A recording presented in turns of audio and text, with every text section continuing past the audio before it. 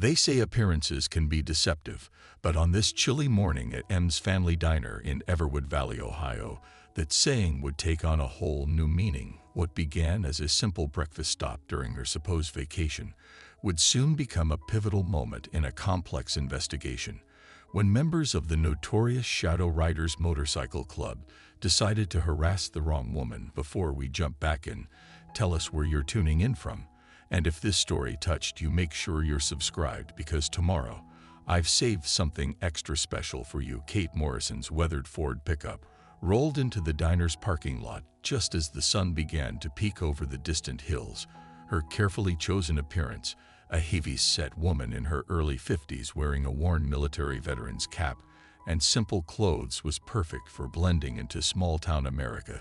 The weight she deliberately gained for this deep cover assignment made her seem softer, more approachable, less threatening.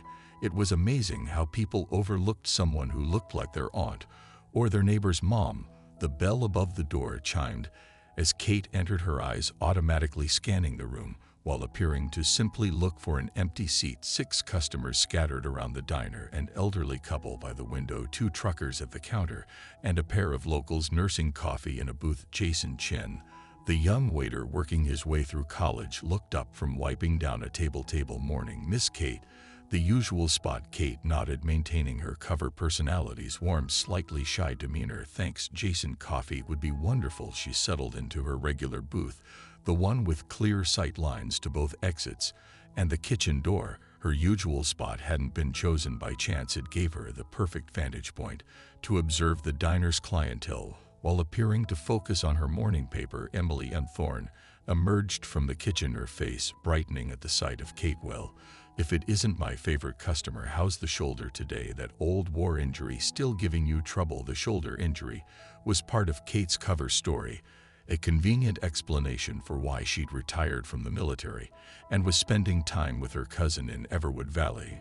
In reality, she was monitoring a complex web of criminal activities that the CIA suspected were funding international terrorism.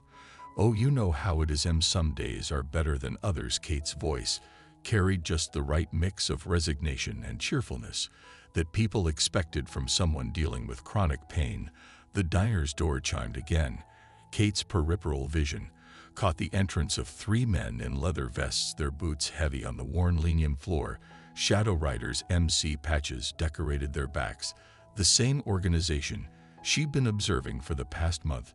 Jason's shoulders tensed as he moved behind the counter. M's smile became fixed, professional rather than genuine. The atmosphere in the diner shifted subtly as other customers suddenly became very interested in their meals. Coffee all around. The tallest rider announced, claiming a booth with a clear view of the door. And make it quick, kid. Kate appeared to focus on the newspaper in front of her, but she was noting every detail. The leader, she recognized him from surveillance photos as Michael Wrench Patterson, had a fresh cut above his right eyebrow. The youngest member's knuckles were bruised. The third man kept checking his phone, his light bouncing nervously under the table. M approached their table, coffee pot in hand. Her fingers trembled slightly as she poured. Can I get you gentlemen anything else? Yeah, Wrench smiled, but it didn't reach his eyes. Tell your brother we're still waiting on his answer, time's running out. Emily, Kate's interest sharp. Emily's brother was Calvin Beast Thorne, the Shadow Riders president. The CIA had evidence suggesting he was a key player in moving money and goods through the region, but they hadn't yet determined the full scope of the operation. I told you Mike Cal makes his own decisions. I just run the diner. Sure you do, sweetheart. Sure you do. Wrench's tone made the words sound like a threat. The elderly couple by the window quickly settled their bill and left. One of the truckers was on his phone, speaking too quietly to hear. The tension in the room was building like a thunderstorm about to break. Kate maintained her role, appearing engrossed in her newspaper while carefully observing the interaction. She noted how Wrench's right hand kept straying toward his vest, probably concealing a weapon. The nervous one's phone buzzed again, and this time Kate caught a glimpse of the text containers arrived, waiting on signal. M retreated to the counter, her face pale. Jason tried to offer her a reassuring smile, but his own anxiety was visible in the way he fumbled with the coffee cups. The bell chimed once more. 2 more Shadow Riders entered. These ones Kate hadn't seen before. They nodded to Wrench before taking positions near the door. It wasn't a casual breakfast meeting anymore. They were setting up a deliberate intimidation scenario. Kate checked her watch. Knowing that her backup was still 20 minutes out, Agent Rivera had positioned a surveillance team nearby, but they were focused on a suspected weapons shipment coming through the county. She was on her own for now. A lady, the youngest rider, had noticed her watching. Got a problem. Kate channeled her cover personality perfectly. A slightly flustered older woman.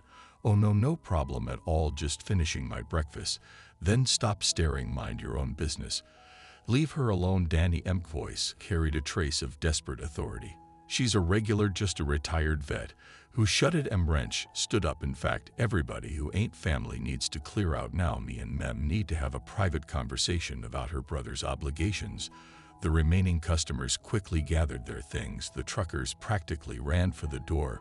Only Kate remained deliberately slow in collecting her newspaper and bag. That includes you, Grandma, Danny sneered, unless you want to see what happens when people don't follow simple instructions. Kate appeared to fumble with her purse, buying time. While assessing the situation, 5 riders, at least 3 armed. Jason was reaching for his phone, but the nervous rider spotted him. Don't even think about it, kid. The phone clattered to the counter. M stood behind the counter, trembling but defiant. Please, just go. I'll talk to Cal, I promise. Oh, we're done talking. Wrench moved toward the counter. Time for action.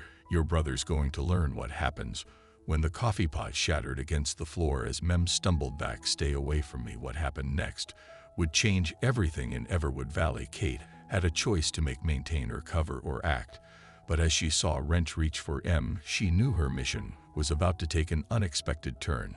Sometimes the best way to gather intelligence was to force your targets into making mistakes. She just hoped Agent Rivera would understand why she was about to blow 6 months of careful undercover work. Kate's coffee cup hit the table with a deliberate clink. You boys might want to rethink this situation. Her voice had changed, the warm, friendly tone replaced by something harder. Professional. Wrench turned away from M, irritation flickering across his face. Lady, I thought I told you to leave. And I thought I heard this young lady say she didn't want you near her. Kate remained seated, her posture relaxed, but alert. Her cover identity as a veteran wasn't entirely false. She'd served before joining the CIA. Those skills were about to become very useful. Danny stepped forward, cracking his knuckles.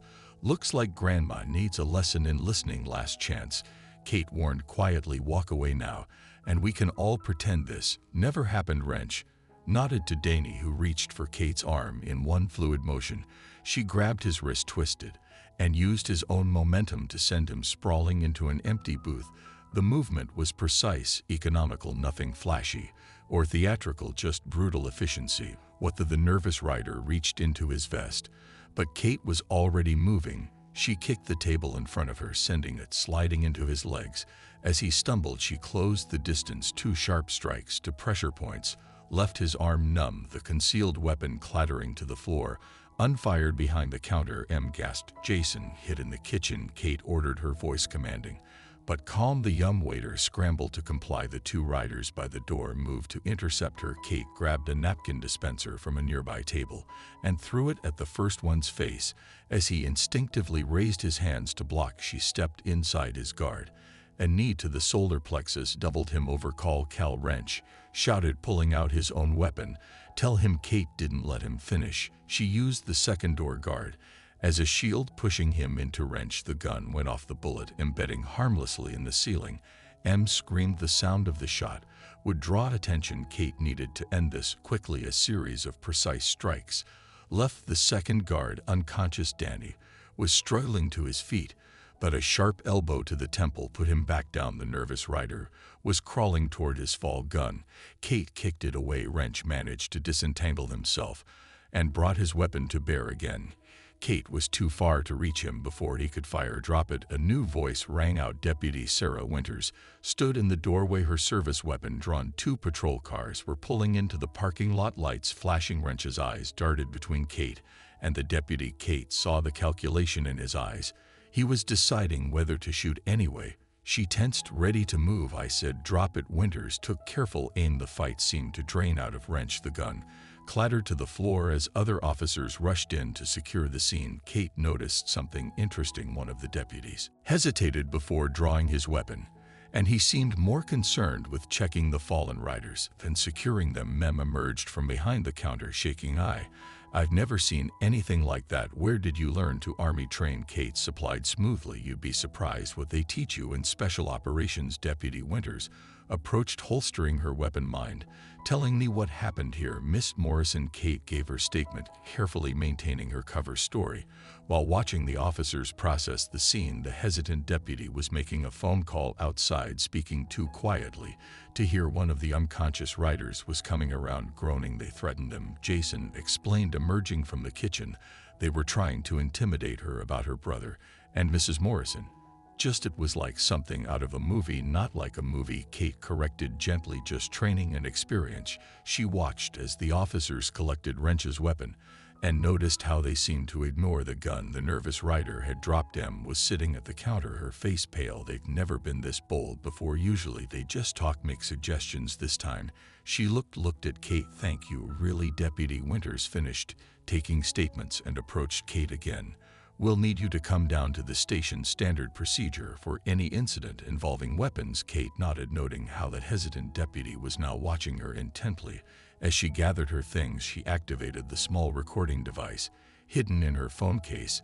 The next few hours would be crucial. The Shadow Riders would be making calls, adjusting plans, possibly revealing connections through the diner's windows.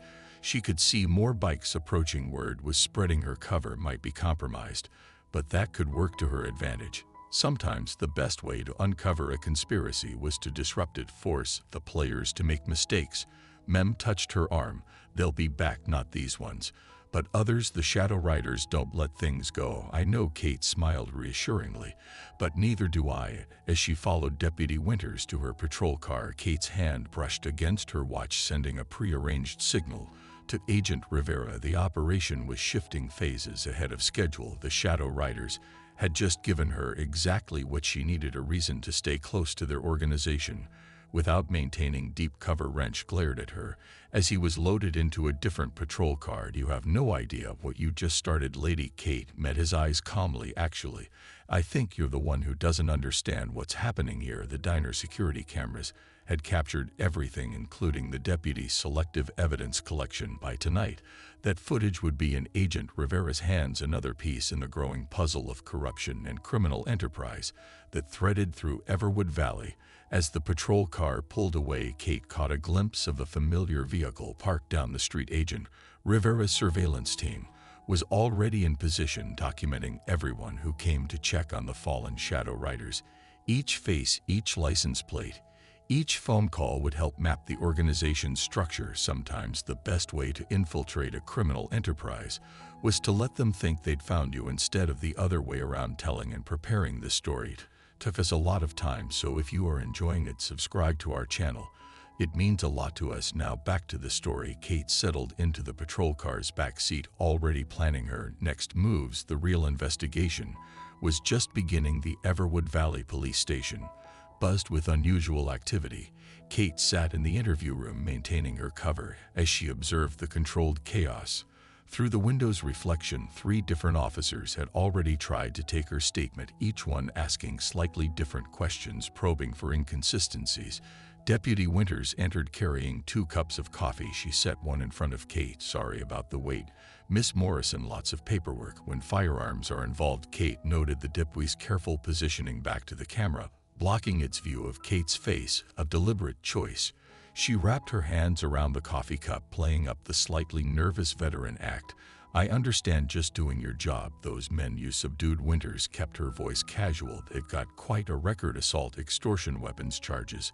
But somehow the charges never stick. She paused, watching Kate's reaction. Strange, isn't it? Through the open door, Kate caught glimpses of other officers' reactions. The hesitant deputy from earlier was huddled over his phone, speaking urgently to others. We're reviewing the security footage. Their expressions. Dark life can be strange that way, Kate replied carefully. Sometimes things aren't what they seem. The door opened again. Chief Anderson strode in his face, a mask of professional concern. And Morrison, I apologize for your experience today. We take incidents like this very seriously. In Everwood Valley, Kate didn't miss how Deputy Winter's shoulders tensed slightly at the chief's entrance. Interesting. I'm sure you do, Chief. Kate adjusted her posture, letting a hint of military bearing show through, though I have to wonder why men with such extensive records were walking around free to threaten innocent people. Anderson's smile didn't reach his eyes. We're doing everything we can within the bounds of the law. Speaking of which, I understand you have combat training. Army veteran. Kate supplied special operations support administrative role mostly, but they make sure you can handle yourself. A commotion in the hallway interrupted them. A tall man in an expensive suit was arguing with the desk sergeant. I'm their attorney. You can't hold them without charges. Behind him stood a shorter man in a polo shirt and khakis. Kate recognized him as James Harrison, one of Everwood Valley's city council members. The pieces were falling into place. If you'll excuse me, Chief Anderson said, rising. Deputy Winters will finish processing your statement. As soon as the chief left, Winters leaned forward slightly. You should be careful, Miss Morrison. The Shadow Riders have friends in high places. Sounds like something that would concern a good police officer, Kate remarked quietly. Winters met her eyes. Yes, it would. Kate's phone buzzed. A text from an unknown number. She angled the screen away from the camera as she read, nobody disrespects the Shadow Riders. Cal wants to meet, discuss compensation for this morning's misunderstanding. Another message followed quickly. The diner, 8:00 p.m. Come alone, or Emily pays for your mistake. Deputy Winters pretended to shuffle papers, giving Kate time to respond. Through the window, Kate saw the released Shadow Riders being escorted out. Their attorney deep in conversation with Chief Anderson. One more thing, Winters said, her voice barely above a whisper. Watch out for Officer Hayes. He's got a habit of losing evidence in Shadow Riders cases. Kate nodded almost imperceptibly. She'd already noted Hayes as the hesitant deputy from the diner. His phone calls would make interesting listening. Once Agent Rivera's team processed the surveillance data, the station's front door opened again. Two men and FBI windbreakers entered, heading straight for the chief's office. Right on schedule, Rivera's team making their presence known, adding another layer of pressure. Kate's phone buzzed again. This time it was M. They're watching the diner. Someone's taking pictures of customers. What do I do? Before Kate could respond, she received another message, this one from a blocked number. Tell your FBI friends to back off, or we find out if your combat training covers bomb disposal. Kate kept her expression neutral as she stood. Are we finished here, deputy? For now. Winters handed her a card. Call if you think of anything else, anything at all. In the parking lot, Kate took her time walking to her truck. Her eyes caught multiple reflections of men watching from parked cars. Shadow Rider surveillance. They weren't even trying to be subtle anymore. She started the engine just as another expensive car pulled into the lot. Mayor Gregory Hayes, the council member's brother-in-law. The web of connections was becoming clearer. Her secure phone vibrated, the real one, hidden in her purse. Agent Rivera's message was brief. Meeting in 30 major developments. International players incoming. Kate pulled out of the parking lot, noting the two motorcycles that fell in behind her at a discreet distance. The Shadow Riders were escalating, just as she predicted. Their organized response suggested deeper resources than a typical motorcycle gang. She took a deliberate route home, giving the surveillance team time to document her followers, let them think they were the ones watching her.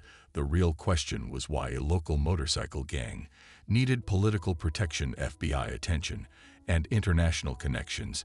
The answer, she suspected, would be worth all the risks. But first, she had a dinner meeting to prepare for. Calvin B. Thorne wanted to talk. Perfect. In her experience, criminals were most revealing when they thought they had the upper hand. Her watch buzzed twice. Agent Rivera signaled that the surveillance net was in place. Whatever happened at the diner tonight would be well documented. The Shadow Riders were about to learn a hard lesson about underestimating their opponents. As Kate parked in her driveway, her neighbors waved cheerfully, completely unaware of the drama unfolding in their quiet town. The motorcycles following her cruised past slowly, their riders making no attempt to hide their observation. Let them watch, let them think they had her figured out. The best operations were the ones where your targets thought they were in control, right until the moment everything fell apart. M's family diner looked different in the evening, like the cheerful breakfast spot had transformed into something more ominous.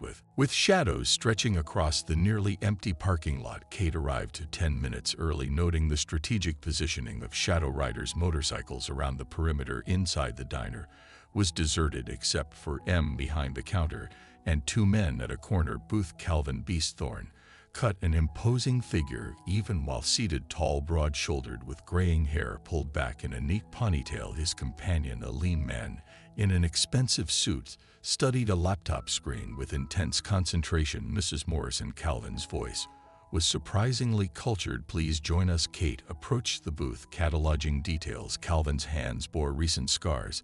The laptop screen reflected in the window showed shipping manifests. The suit's watch was Swiss, worth more than a year's salary for most people. I believe we have some matters to discuss, Calvin continued as Kate sat down. This morning's unpleasantness, for example. M appeared with coffee, her hands trembling slightly. Can I get you anything else? We're fine, sis. Calvin's tone was gentle, but M flinched anyway. Why don't you take a break, Greg? And I need to talk business with Mrs. Morrison. As M retreated to the kitchen, the man in the suit, Greg, closed his laptop. Let's cut to the chase. You've caused considerable disruption to our operations, Mrs. Morrison. Or should I say, he consulted a paper. Lieutenant Morrison, 5th Special Forces Support. Kate maintained her composure. They'd done background research, expected but concerning. I wasn't aware self-defense required military credentials. Self-defense? Calvin's smile didn't reach his eyes. You took down 5 of my men with professional efficiency that suggests training beyond basic self-defense. Through the kitchen window, Kate glimpsed M on her phone, face pale. Behind the diner, a motorcycle engine started up. What do you want, Mr. Thorne? Direct. I appreciate that. Calvin leaned forward. I want you to understand your situation. You've impressed certain people with your skills, people who could use someone with your capabilities. Greg slid a folder across the table. Inside were surveillance photos. Kate at the grocery store, checking her mail, visiting the local Veterans Affairs office. They were sending a message: we're watching you. And if I'm not interested, things happen in small towns, Greg said smoothly. Accidents, misunderstandings, property damage. It would be unfortunate if anything happened to your cousin's house or to Emily's diner. Kate's hand tightened fractionally around her coffee cup. Through the window's reflection, she spotted movement. More bikes arriving, taking up positions. You're offering me a job. She kept her tone neutral. We're offering you an opportunity, Calvin corrected. Our organization is expanding. We need people who can handle themselves, who understand discipline and chain of command. A phone buzzed. Greg checked it, his expression tightening. We've got movement at the docks. Teams 2 and 3 are in position. Calvin nodded. Consider this a formal invitation, Mrs. Morrison. We could use someone with your particular skill. Set. The kitchen door swung open. Mem emerged, even paler than before. Cal, there's something. Not now, Emily. Calvin's voice carried a warning. But the TV, the diner's ancient television, crackled to life. Breaking news banner scrolled across the screen. Major drug bust at Cleveland docks. Federal agents seize shipment linked to international cartel. Greg's phone buzzed again. His face darkened as he read the message. Calvin's expression remained calm, but Kate noticed his hand slide beneath the table. Interesting timing, he said softly, almost like someone knew where to look. Kate took another sip of coffee, watching Greg's reaction. The man was trying to delete files from his laptop, his movements hurried. Unfortunate coincidence, Kate offered mildly. There's no such thing as coincidence. Calvin's voice hardened, especially not when the diner door chimed. Deputy Winter stepped in her presence, seemingly casual. Evening, folks, just checking in. Everything okay? Mem clutched a dish rag like a lifeline. Fine, Sarah. Just fine. Greg closed his laptop with a sharp click. Through the windows, Kate could see Shadow Riders members mounting their bikes, responding to some silent signal. Think about our offer, Calvin said, standing. You have 24 hours. After that, things get complicated. As they left, Deputy Winters lingered, pretending to study the menu. The moment they were gone, Mem collapsed into a chair. They're using my diner, she whispered. All those late-night meetings, the special deliveries. I thought it was just normal club business. But Kate noticed a flash drive partially hidden under Calvin's napkin, intentionally left behind. A test, deputy, she called softly. You might want to check the security cameras. I think Mr. Thorne accidentally left something. Winters nodded, understanding. I'll get the footage properly logged into evidence. This time, M was still shaking the news that shipment they seized. Cal's been making trips Cleveland every week. Kate's secure phone vibrated. Agent Rivera's message was urgent. Port. With shadows stretching across the nearly empty parking lot, Kate arrived 10 minutes early, noting the strategic positioning of Shadow Riders' motorcycles around the perimeter. Inside, the diner was deserted except for M behind the counter and two men at a corner booth. Calvin Beesthorn cut an imposing figure even while seated, tall, broad-shouldered, with graying hair pulled back in a neat ponytail. His companion, a lean man in an expensive suit, studied a laptop screen with intense concentration. Mrs. Morrison, Calvin's voice was surprisingly cultured. Please join us. Kate approached the booth, cataloging details. Calvin's hands bore recent scars. The laptop screen reflected in the window showed shipping manifests. The suit's watch was Swiss, worth more than a year's salary for most people. I believe we have some matters to discuss, Calvin continued as Kate sat down. This morning's unpleasantness, for example. M appeared with coffee, her hands trembling slightly. Can I get you anything else? We're fine, sis. Calvin's tone was gentle, but M flinched anyway. Why don't you take a break, Greg? And I need to talk business with Mrs. Morrison. As M retreated to the kitchen, the man in the suit, Greg, closed his laptop. Let's cut to the chase. You've caused considerable disruption to our operations, Mrs. Morrison. Or should I say, he consulted a paper. Lieutenant Morrison, 5th Special Forces Support. Kate maintained her composure. They'd done background research, expected but concerning. I wasn't aware self-defense required military credentials. Self-defense? Calvin's smile didn't reach his eyes. You took down 5 of my men with professional efficiency that suggests training beyond basic self-defense.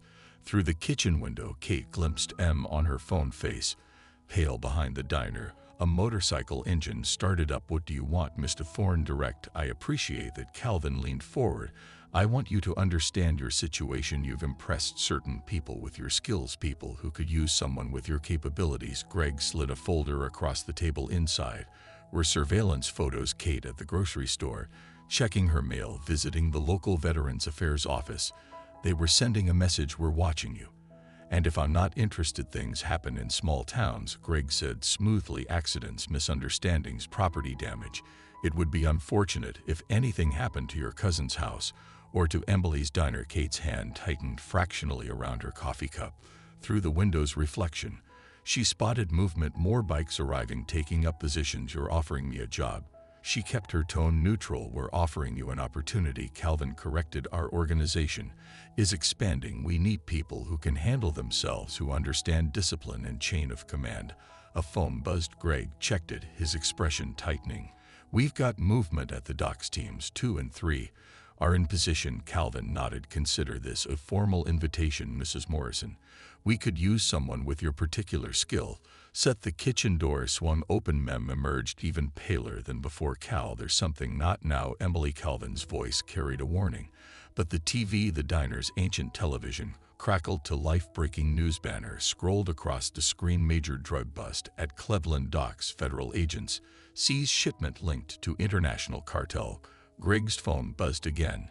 His face darkened as he read the message. Calvin's expression remained calm, but Kate noticed his hand slide beneath the table. Interesting timing, he said softly, almost like someone knew where to look. Kate took another sip of coffee, watching Greg's reaction.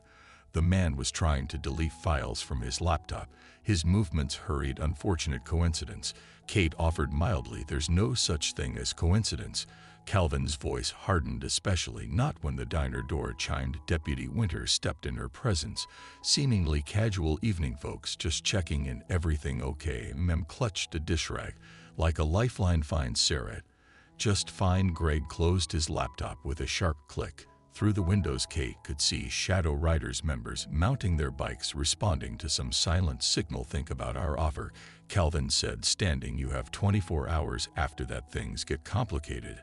As they left, Deputy Winters lingered, pretending to study the menu. The moment they were gone, Mem collapsed into a chair. They're using my diner, she whispered. All those late-night meetings, the special deliveries. I thought it was just normal club business. But Kate noticed a flash drive partially hidden under Calvin's napkin, intentionally left behind. A test. Deputy, she called softly. You might want to check the security cameras. "I think Mr. Thorne accidentally left something." Winters nodded, understanding. "I'll get the footage properly logged into evidence." This time, M was still shaking the news that shipment they seized. "Cal's been making trips Cleveland every week." Kate's secure phone vibrated. "Agent Rivera's message was urgent port. Authorities found more than drugs, weapons, cash, Ukrainian markings. International task force being assembled." The pieces were falling into place. The Shadow Riders weren't just a motorcycle gang. They were part of something much bigger. Calvin's job offer wasn't just about intimidation. They genuinely wanted someone with military experience. But why? What were they planning that required professional training? Deputy Winters returned from checking the cameras. "You should know Officer Hayes was watching the decal someone right after Calvin left." "Let him watch," Kate said quietly. "Sometimes the best way to find the truth is to let people think they're in control." And looked between them, realization dawning. "You're not really just a veteran, are you?" Before Kate could respond, her phone buzzed again, a message from Calvin. "Welcome to the family, Mrs. Morrison. First assignment tomorrow. Don't disappoint us." Attached was a photo of her cousin's house. Agent Rivera's surveillance post. They were raising the stakes, forcing her hand. The game was changing.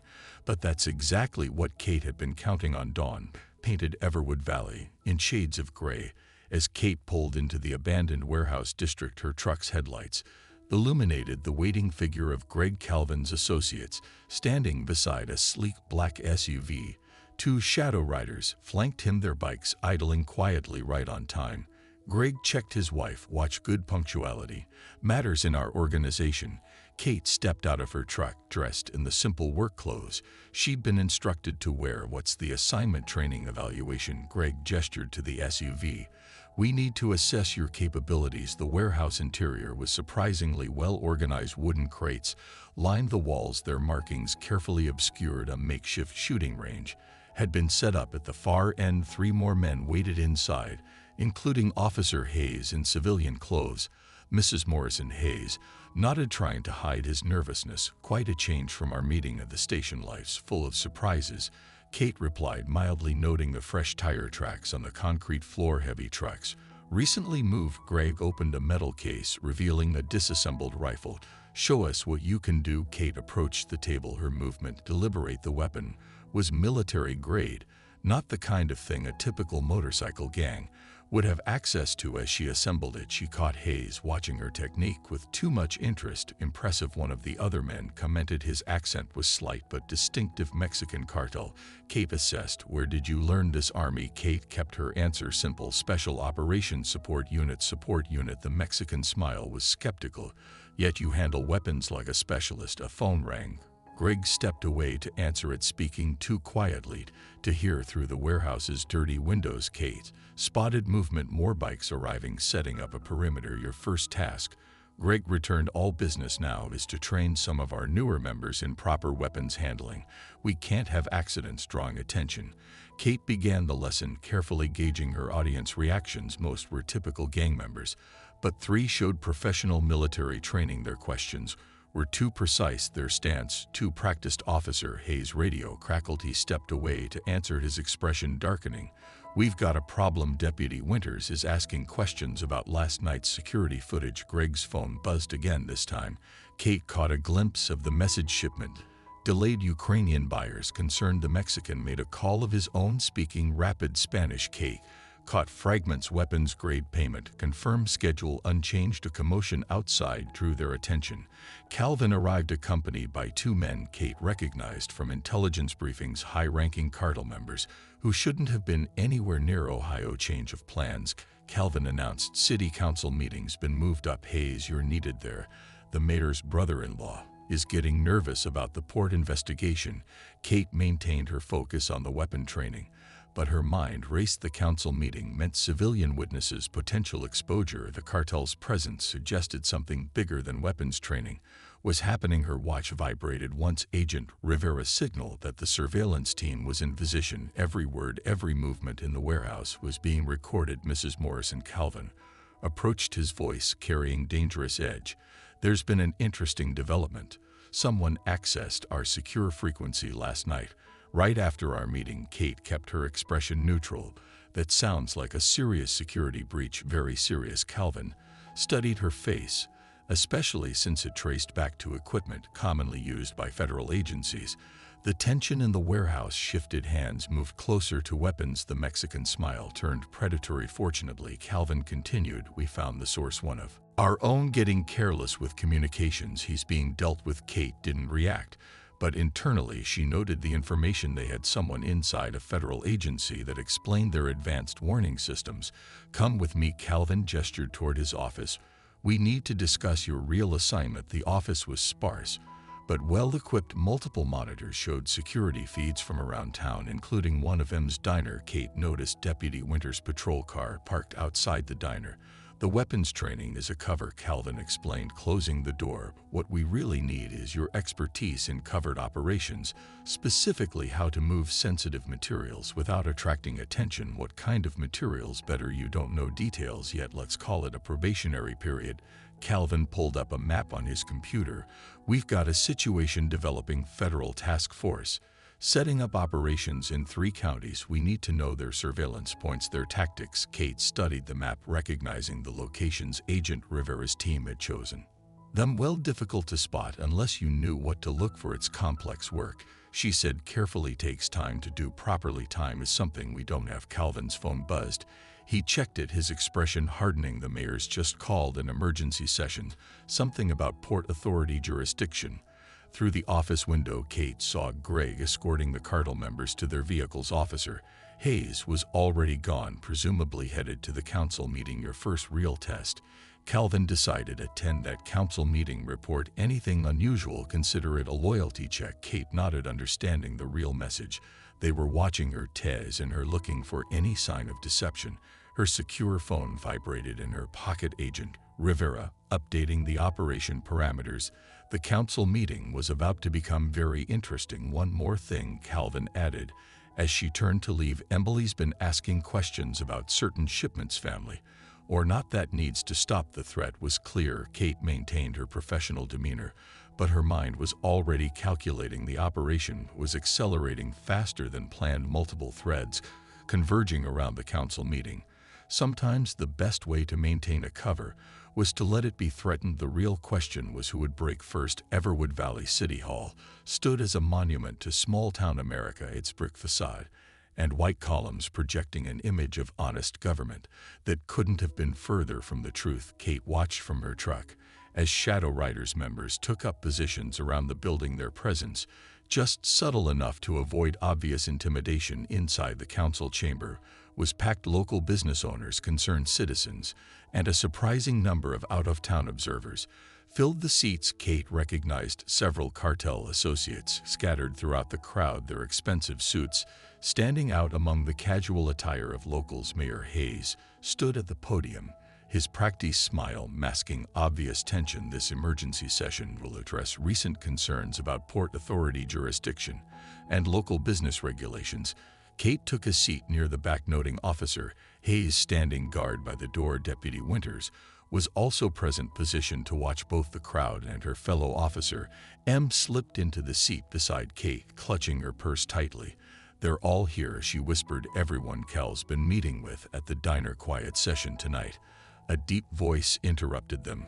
Calvin settled into the seat behind them, his presence both a threat and a reminder. 2 more Shadow Riders flanked the exits. Mayor Hayes continued shuffling papers nervously. The first item concerns recent federal involvement and port operations. The council believes this overreach threatens local autonomy. Kate noticed Greg entering through a side door, accompanied by the Mexican cartel members from the warehouse. They carried briefcases identical to ones she'd seen in surveillance photos from known weapons deals. M's hands trembled as she opened her purse. Kate caught a glimpse of documents inside, shipping manifests dating back months. The diner owner had been busy. The Port Authority jurisdiction clearly states. Mayor Hayes faltered as one of the cartel members made a slashing motion with his hand. Deputy Winters shifted position, her hand casually resting near her weapon. Through the windows, Kate saw more bikes arriving, but these weren't Shadow Riders. The insignias belonged to a rival gang. Mr. Mayor, Greg stood, his tone commanding attention. Perhaps we should address the real issue. Certain elements are disrupting established business arrangements. Calvin leaned forward, his breath hot on Kate's neck. Pay attention, Mrs. Morrison. This is how real power works in a small town. A commotion erupted outside through the windows. Kate saw shadow riders confronting the rival gang members. Officer Hayes spoke urgently into his radio. The council recognizes Mr. Sullivan. Mayor Hayes said quickly, trying to maintain control. Wyatt Sullivan, the local business owner, stood. We've seen suspicious activities at the ports, unauthorized shipments, unregistered vehicles. As a community, we demand answers. Careful. Wyatt Calvin called out. His voice is carrying clearly. Some questions are better left unasked. Kate's secure phone vibrated. Agent Rivera signal. Federal teams were moving into position around the building. The cartel members sensed something too. They were getting restless. Suddenly stood, her voice shaking but determined. I have evidence, documentation of illegal shipments through my diner, signed by council members.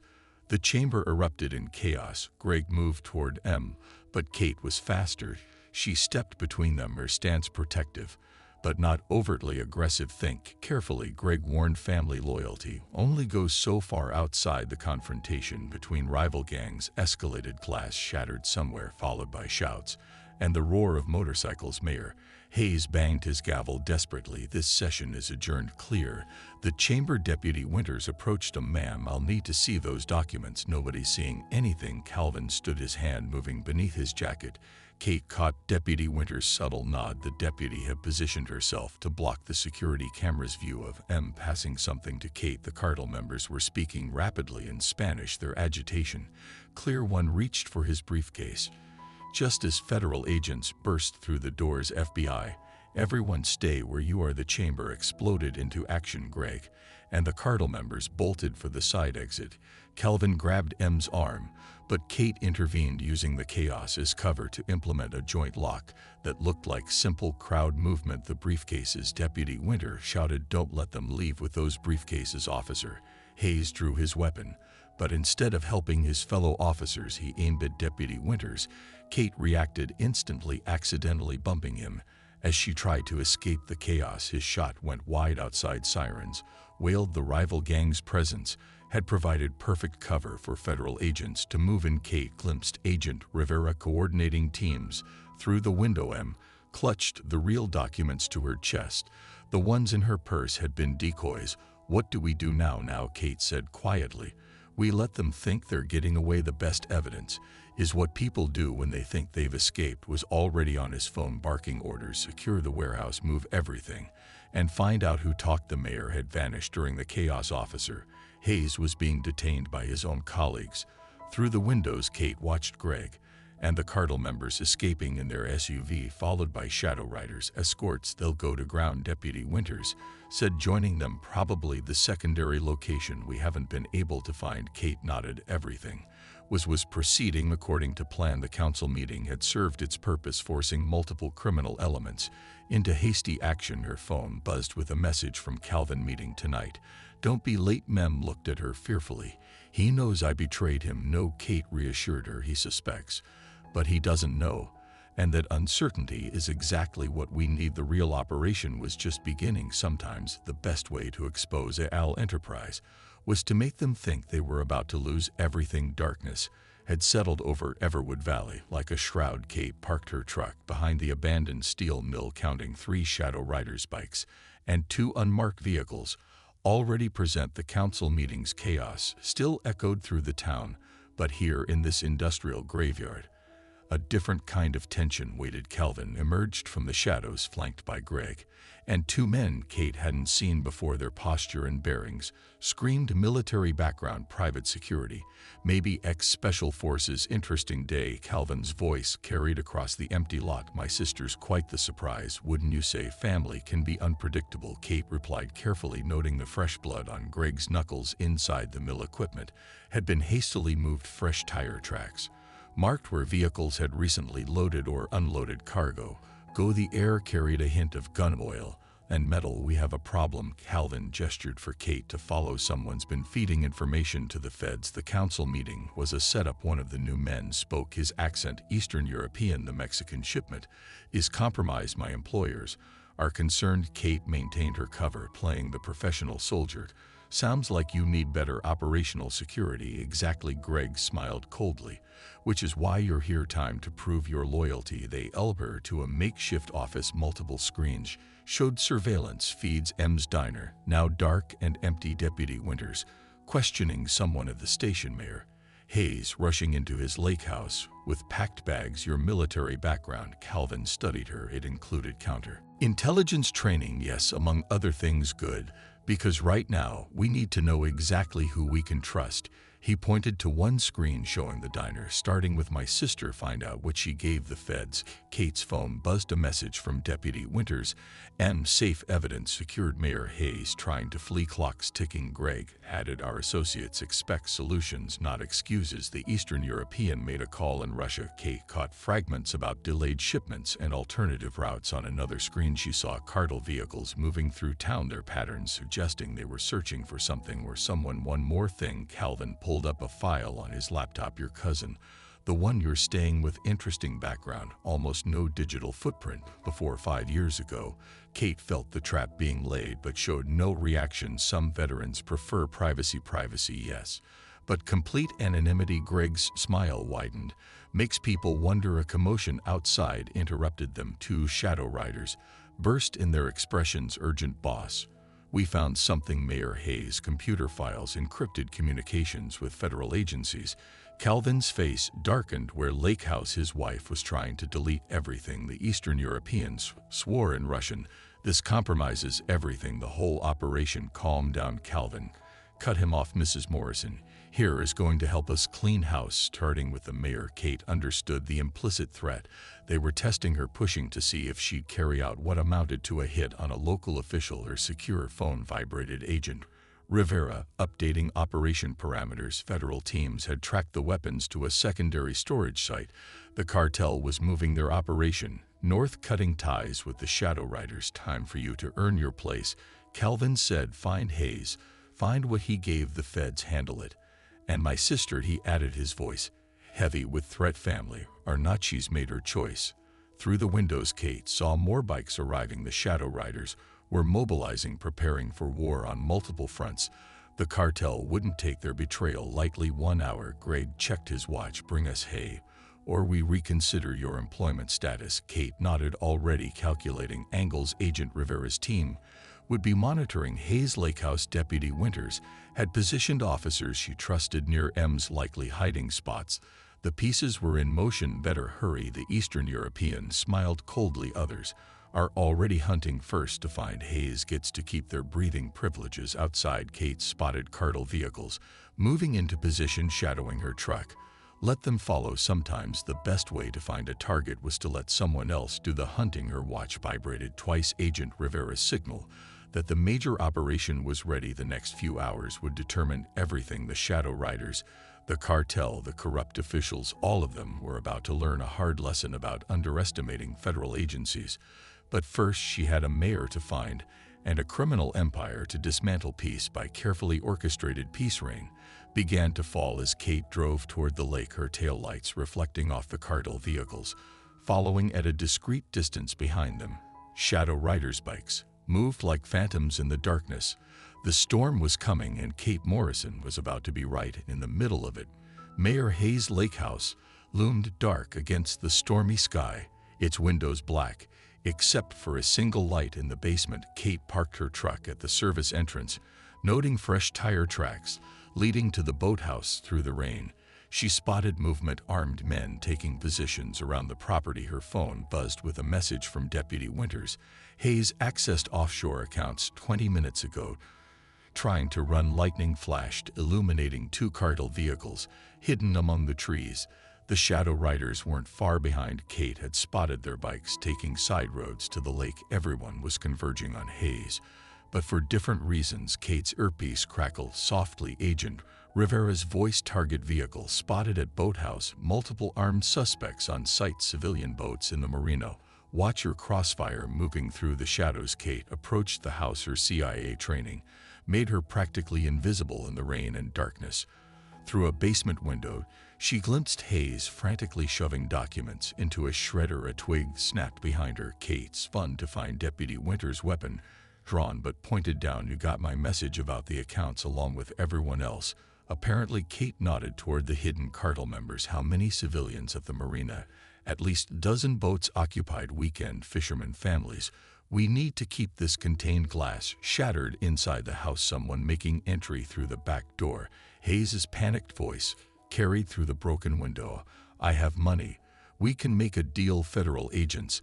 The shout came from the front of the house. Agent Rivera's team was moving in, trying to secure Hayes before the criminals could reach him. The night erupted into chaos. Cartel members opened fire from the trees, forcing the federal agents to take cover. Shadow riders roared into the property bikes, spraying gravel as they skidded to fighting positions.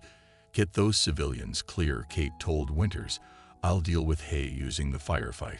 As cover, Kate slipped into the basement through the broken window. Hayes was gone, but he left his laptop open, and his document shredder was smoking from overuse. Her phone lit up with a text from Greg.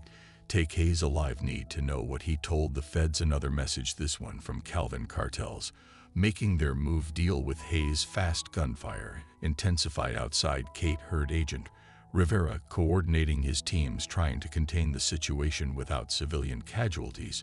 Through the basement door, she caught fragments of Haz's voice from above. He was negotiating with someone. Kate moved silently up the stairs, years of training guiding her movements.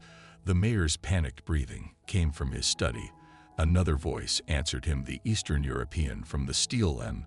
The weapon shipment manifests. The accented voice demanded, where are they? I don't have them. Emily Thorne took everything. Kate reached the study door just as more gunfire erupted closer. This time, shadow riders had breached the house's front entrance through the window. She saw Deputy Winters evacuating civilians from the marina, using the chaos cover. The Eastern European's voice hardened. No more lies, Mr. Mayor, my employer. Kate burst through the door. Hay was backed against his desk, hands raised. The Eastern European had a pistol trained on him. Two more armed men covered the windows. Federal agents. Agent Rivera's voice boomed from outside the house. Is surrounded. Hayes made his move, diving for a hidden drawer. The Eastern European fired, missing. As Kate tackled the mayor, the bullet shattered a photo frame, revealing a hidden wall safe behind it. Shadow riders poured up the stairs, engaging the Eastern European's men in close quarters combat. Kate dragged Hayes behind a heavy desk. As bullets tore through the study, the manifests, Hayes sobbed in the safe. The combination, an explosion, rocked the boathouse. Through the study window, Kate saw cartel members advancing under cover of the blast. Agent Rivera's team returned fire, keeping them pinned, while Deputy Winters got the last civilians to safety. The Eastern European went down, hit by Shadow Rider's fire. His men retreated through the window, rappelling down to a waiting boat. Hayes tried to follow, but Kate restrained him. You don't understand, he pleaded. Those weapon shipments, they're not what everyone thinks. There's something bigger. Footsteps pounded up the stairs. Calvin's voice carried over the gunfire. Find Hayes, get those documents. Kate made a split-second decision. She zip-tied Haz's hand, standard CIA equipment, and called Agent Rivera. Target secured, but we've got multiple players converging. Need immediate extraction. The mayor's eyes widened as realization hit. You're not just a veteran. No, Kate confirmed, checking the corridor. I'm really not. More explosions lit up the night as the cartel made their push. Shadow Riders and the Eastern Europeans' men engaged in a brutal firefight across the property. Agent Rivera's team moved methodically, containing the violence while closing in on the house. Kate's phone buzzed. M had sent crucial information. Cal's real weapon stockpile isn't at the lake. It's at the old mining complex. The lake house documents are a distraction. The pieces clicked into place. Hayes was a pawn, valuable for the information he had, but not the main target. The real operation was elsewhere, and all this violence was just a cover. Time to go, Kate told Hayes, securing his laptop. You're going to tell us everything starting